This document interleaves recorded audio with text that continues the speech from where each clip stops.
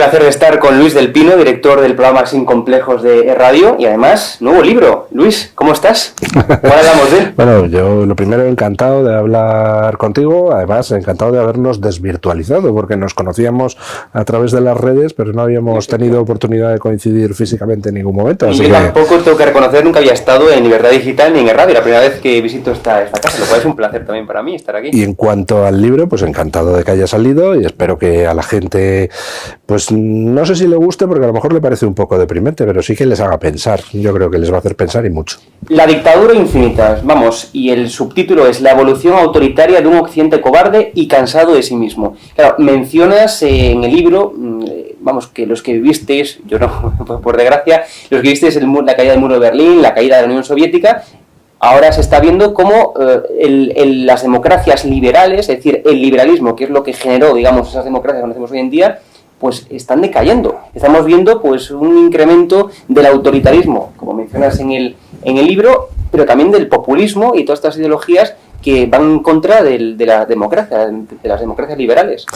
Vosotros, los que sois más jóvenes, efectivamente no vivisteis aquello, pero para los que ya tenemos una cierta edad, pues es un fenómeno absolutamente sorprendente. Yo quiero recordar que los que vivimos aquello asistimos durante unos años, después de 1989, la caída del muro, asistimos a unos años de optimismo donde de repente habíamos pasado de un mundo pues muy opresivo, muy gris, donde siempre existía la amenaza del conflicto nuclear porque estábamos en mitad de la Guerra Fría, de repente con la derrota sin paliativos de la Unión Soviética en la Guerra Fría, pasamos a un mundo donde esa amenaza nuclear quedó atrás y donde existía el convencimiento en todo el mundo occidental de que la democracia y la libertad habían ganado la partida. Y era verdad, habían ganado la partida. La Unión Soviética había quedado derrotada de manera absolutamente inmisericordia. Y sin embargo, han pasado muy poquitas décadas, han pasado 32 años de aquello, y el resultado es que de repente la democracia liberal está en retroceso en todo el mundo, y además está en retroceso en dos frentes, que es lo que analizo en el libro. Internamente, de repente nos hemos encontrado con que rapidísimamente las instituciones democráticas en Occidente han caído en un descrédito absoluto. El enfrentamiento entre facciones políticas es cada vez más terrible. Lo sucedido en Estados Unidos durante la etapa Trump, con esa especie de división en dos mitades del país, con un enfrentamiento que ha llegado en muchos casos a lo físico, pues resulta chocante. Oiga, vamos a ver, si la democracia es un sistema pacífico de resolución de conflictos, ¿cómo es posible que de repente todo haya saltado por los aires, ya no importen nada las instituciones, ya la contienda no sea simplemente por ver quién convence a más gente en las urnas, sino por tomar a toda costa el poder recurriendo a cualquier tipo de medida? Esa es una especie de retroceso de la democracia liberal desde dentro, pero es que desde fuera estamos en un mundo donde geoestratégicamente había triunfado Estados Unidos, había triunfado Occidente, había triunfado la democracia liberal, y de repente ¡brum!, todo se ha dado la vuelta y Occidente está cada vez más empeñado en desacreditarse a sí mismo, renunciando a esa ventaja de legitimidad que le da la democracia liberal y poniendo cada vez más en valor pues otros sistemas, incluido un sistema genocida como el sistema chino, de tal manera que Occidente se ha embarcado en una carrera de autodestrucción, mientras que China cada vez es más fuerte. China cada vez está más volcada en conseguir la mayor influencia internacional posible, y ahora mismo pues lo que vemos es que las instituciones democráticas están en quiebra en Occidente, y ante la perspectiva de que el mundo del futuro no sea occidental, sino que sea chino. Pero la cuestión es, Luis, ¿cómo hemos llegado a esta situación? Es decir, aquí en España, por ejemplo, podemos hablar de América Latina, ¿no? Chile, Cuba, Venezuela, Argentina, que pasó de ser una potencia mundial, ¿no?, a finales del siglo XVIII, para ahora estar decayendo a nivel económico de una forma, bueno, pues estratosférica, ¿no?, como estamos comprando. Pero ¿cómo hemos llegado a esta situación? ¿Cómo la ciudadanía, las personas, votan a estas fuerzas a nivel mundial, no hay más que ver aquí en España, fuerzas que no resultan, que sus políticas, como es más que demostrable históricamente, no, llevan a la ruina, llevan a la miseria económica, llevan a la, digamos, a la poca libertad social, política que estamos comprobando? Es decir, ¿Por qué? ¿Vende mucho el discurso de la izquierda? ¿Vende mucho el discurso de estas fuerzas antidemocráticas?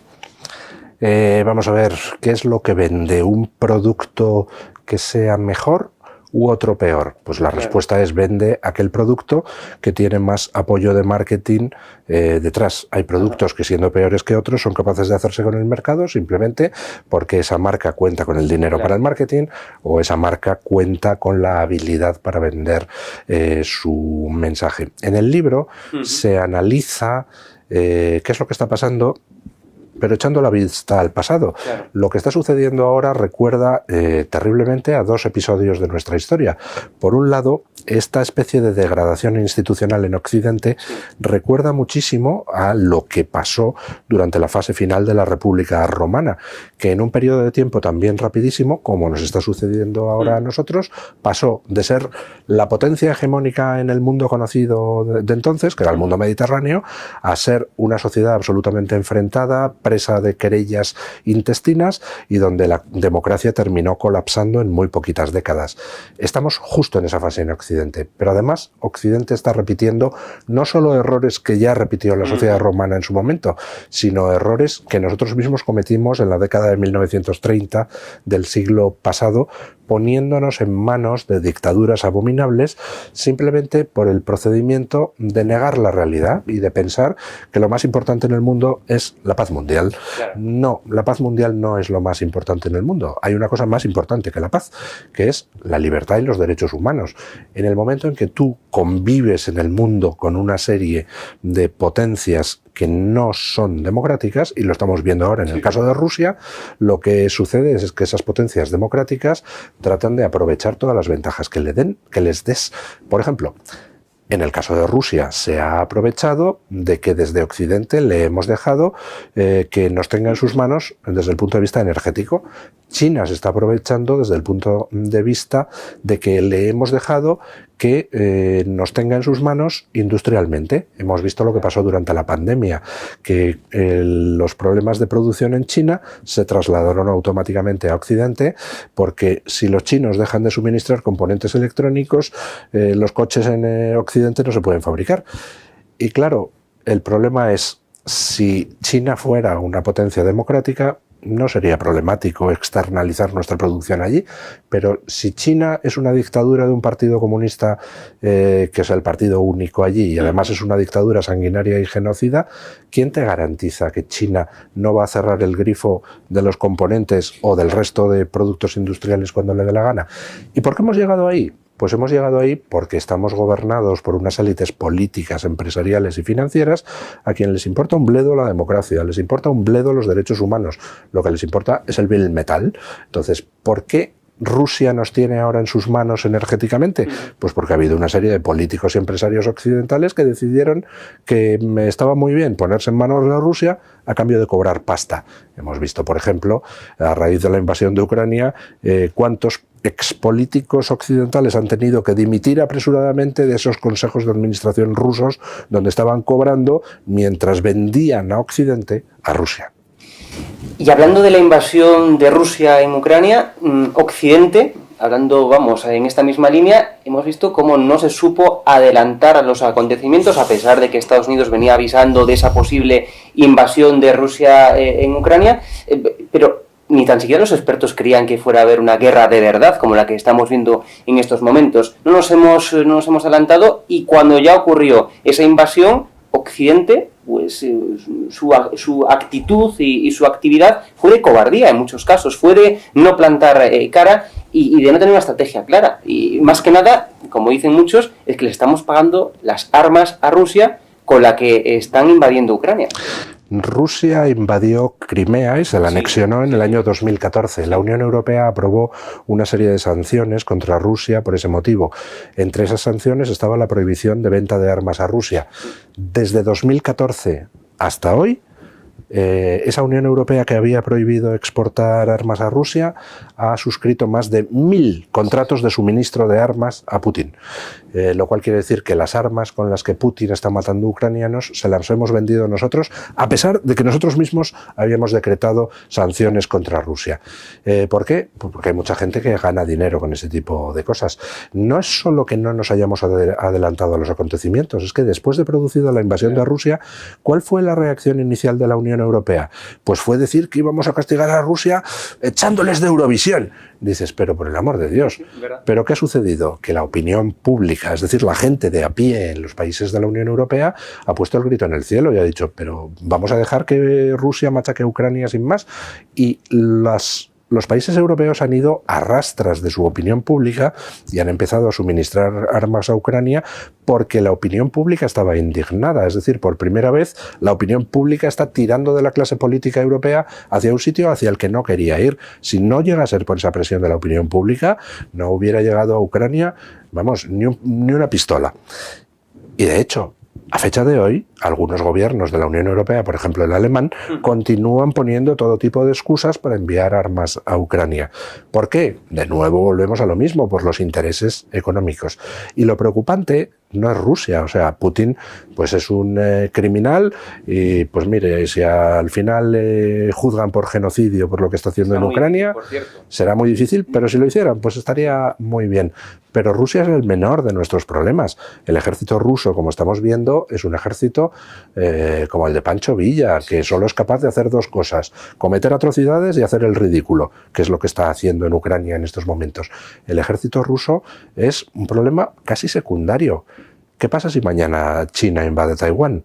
¿Qué va a hacer Occidente? Pues callarse exactamente igual, con la diferencia de que China es un país mucho más grande, su economía es mucho más potente que la rusa y el ejército chino es un ejército infinitamente más profesional, más preparado y más numeroso. ¿Piensa hacer algo Occidente? Porque no podemos esperar a que China invada Taiwán. Tendremos que reaccionar antes. Y la única forma de reaccionar y de evitar cometer los mismos errores que se cometieron con la Alemania de Hitler es muy sencilla. Oiga, evidentemente no vamos a invadir China porque China no respete los derechos humanos. Pero lo que no vamos a hacer es ponernos en manos de China. Lo que hay que hacer es cortar inmediatamente todas las posibilidades que China tenga de tenernos en sus manos. Si no hacemos eso, pues China al final será quien domine el mundo. Y ahí sí que no vamos a asistir a una especie de festival de despropósitos como el que está protagonizando el ejército ruso en Ucrania. Allí asistiríamos ya a otra cosa. En China gobierna un partido comunista que es centenario, que está muy bien preparadito, muy motivadito y al que encima le estamos regalando el predominio económico porque hemos embarcado a Occidente en una carrera suicida de despropósitos ecologistas que están haciendo que Occidente decrezca mientras que China crece. Y mientras que a Occidente le machacamos nosotros mismos cada vez más diciendo no, tenemos que crecer menos y tenemos que poner cara a la energía porque es que hay que contaminar poco, pues ¿cuál es la realidad? Pues que por cada megavatio contaminante que nosotros en Occidente dejamos de producir, China comienza a producir 2, con lo cual nos estamos arruinando para tampoco evitar las emisiones de CO2, con lo cual dices, ¿qué se pretende? Bueno, pues si uno va a lo que es la actividad diplomática china, pues uno comprueba que en los últimos 30 años China ha infiltrado todos los sectores, con lo cual basta con que tengas a muy poquita gente muy motivada impulsando ciertas causas para que el resto de Occidente se sume a ello. Y por ejemplo, ese suicidio ecologista de Occidente, pues es el que en estos momentos hace que cada vez dependamos más del Partido Comunista Chino, no de China, del Partido Comunista Chino. Del no enviar armas aquí en España pasamos en 24 horas a sí enviar armas a Ucrania, sí apoyar a Ucrania y ahora a ver a Pedro Sánchez, al presidente del gobierno, pues de gira por Ucrania, eso sí, en tren. Un país con guerra se desplaza en tren, mientras aquí en España se desplaza en Falcon, ¿no? Casi hasta para ir a comprar el pan. Es propaganda todo. Todo es propaganda y eso es bastante lamentable, pero bueno, Dentro de lo lamentable que es que los gobiernos utilicen ese tipo de gestos como visitar Kiev para cuestiones de propaganda, dentro de lo lamentable que es, pues hombre, es entendible, ¿no? Bueno, si haces el bien de alguna manera, pues aunque le intentes sacar partido, pues mira, ya los electores juzgarán. Pero el problema es que Pedro Sánchez se va allí y mientras tanto deja aquí atrás a ministros y a secretarios de Estado de Podemos, de Izquierda Unida, etcétera, que se dedican a hacerle el juego a Putin. Es que estamos viendo cómo algunos miembros de esos partidos que forman parte del gobierno están equiparando el comportamiento atroz de las fuerzas de ocupación rusas con el comportamiento de quienes desde Ucrania se resisten. Y dices, vamos a ver, Pedro Sánchez, ¿qué haces en Kiev cuando parte de tu gobierno, a la que no echas del gobierno, está abiertamente trabajando en favor de Putin? No sé, tendrás que resolver esa esquizofrenia en algún momento, ¿no?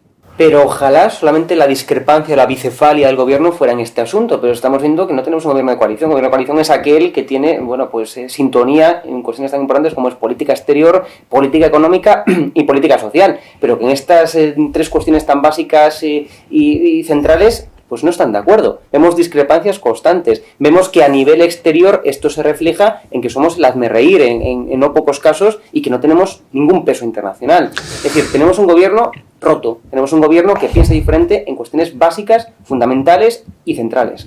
Podemos verlo de esa manera, es decir, tenemos un gobierno roto, o podemos verlo de otra manera complementaria. Tenemos un gobierno que en realidad no está roto, pero donde una mitad del gobierno posturea de que está roto. Y me refiero a lo siguiente. A mí me resulta francamente patético el ver, como hemos visto, a los señores de Podemos enarbolando banderas del Sáhara en el Parlamento. Dice, pero pedazo de farsante, pero si tu gobierno acaba de traicionar al Sáhara. Pero eso sí, tú dices, uy, qué mal me parece que mi gobierno, del que yo formo parte, haya traicionado al Sáhara y voy a sacar unas banderitas en el Parlamento. Eso se llama hipocresía, eso se llama hacer el farsante, eso se llama posturear. Eso lo ha hecho Podemos con el tema del Sáhara, lo ha hecho Podemos con la reforma laboral, lo ha hecho Podemos con el escándalo del sistema Pegasus y lo ha hecho Podemos con el tema del envío de armas a Ucrania, oponiéndose, pero sin oponerse.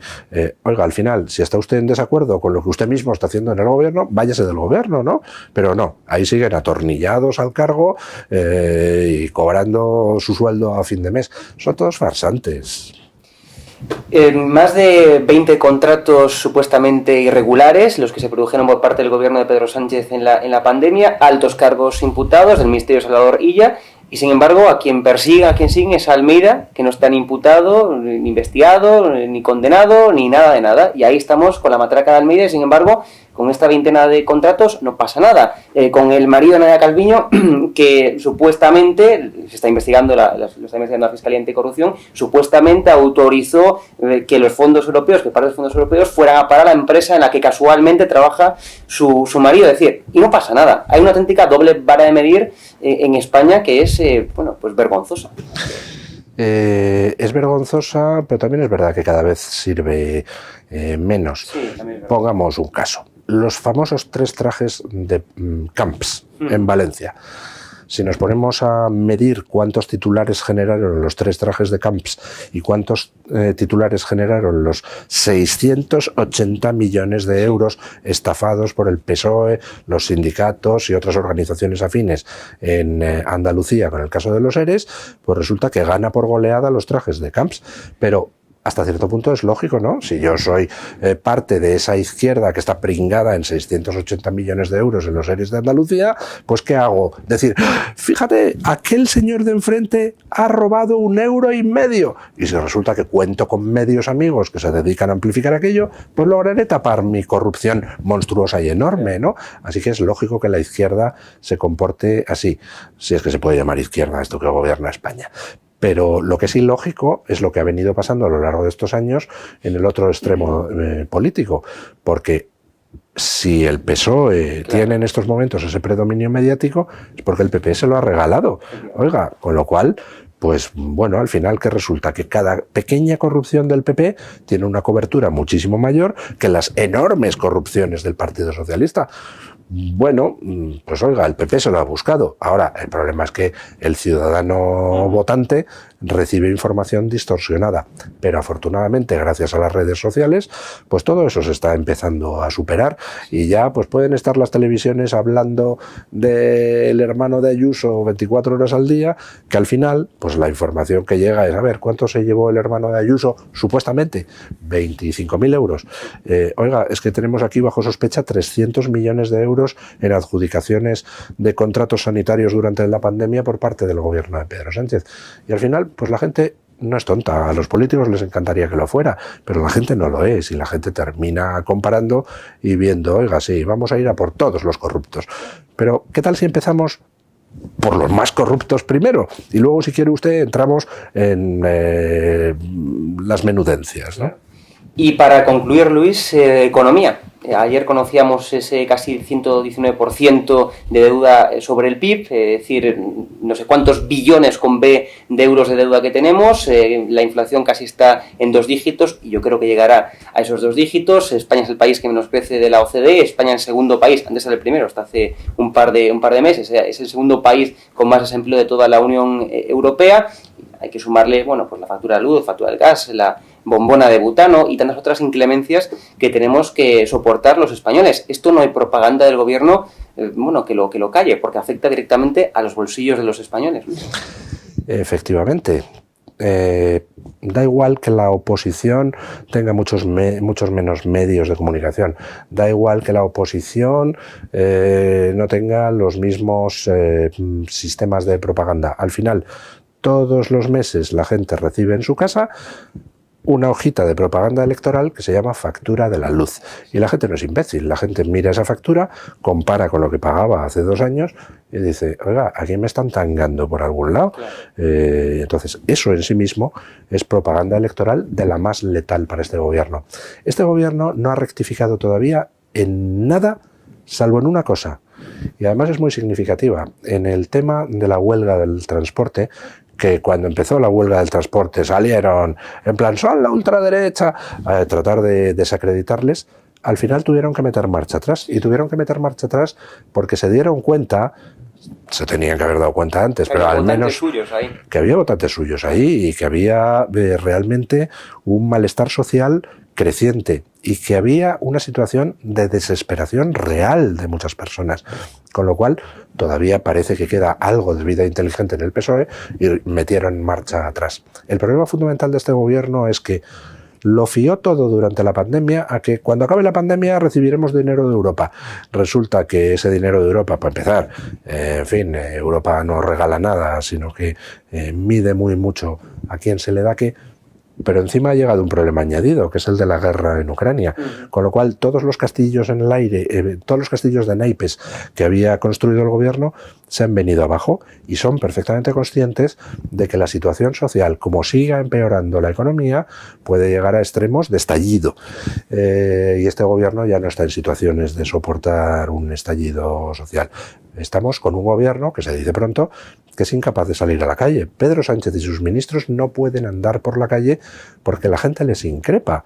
Y la gente les increpa porque tú no puedes estar faltando continuamente al respeto a la gente y luego pedirle a esa gente respeto. Vamos a ver, el votante pues es un señor anónimo, pero que, oiga, tiene sus necesidades y tiene su sentido común.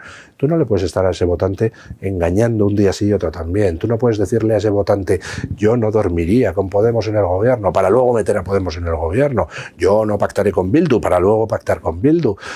Esto va, en cuanto lleguen los fondos europeos, esto vamos a tener una recuperación para luego empezar a meterle unos clavos de 3 pares de narices a la gente en la factura de la luz, porque la gente dice, oiga, que me estás faltando al respeto, que no tienes ni la más mínima consideración por mí, con lo cual, ¿cómo te voy a respetar yo a ti? Pedro Sánchez ha perdido el respeto de los españoles hace muchísimo tiempo y está empezando a perder el voto tradicional del Partido Socialista, a base de negar los problemas que tiene la gente, a base de intentar criminalizar a todo aquel que se queja. Al final es lo que tú decías antes, que están expulsando a muchos votantes suyos. Hoy en día hay mucho votante de Podemos y de Vox, y del PSOE, que se está pasando a Vox, y dices, ¿cómo es posible que eso pase? Pues oiga, es posible, por ejemplo, porque si tú eres un votante socialista o de Podemos, que vives en un barrio pues no demasiado acomodado, y te colocan un centro de menas a 3 metros de tu casa, y empiezas a tener problemas de inseguridad, si tú ves a tu propio partido, a PSOE o a Podemos, que sale a la palestra defendiendo eso, a defender eso, y además a negar que haya problemas de inseguridad, y además a criminalizar a los que se quejan, pues entonces acabas diciendo, pero estos tíos están fuera de la realidad. Oiga, que yo soy de izquierda, que yo soy votante suyo, ¿cómo me puede decir que no hay problemas de inseguridad si lo estoy viviendo yo? Claro. Entonces tendrá usted que darme una solución, porque para eso está, usted no está ahí para lucir palmito, usted está para solucionarme mis problemas, porque es mi dinero, a través de los impuestos el que le paga a usted el sueldo, con lo cual, pues por el amor de Dios. Luis del Pino, La dictadura infinita, #1 en historia en Amazon y también filosofía. Sí, señor, sí, señor. Aparece el lanzamiento bien, habrá presentación del libro pronto y también creo que el 8 de mayo tengo la primera sesión de firma aquí en Madrid. Enhorabuena y muchas gracias. Muchas gracias a vosotros.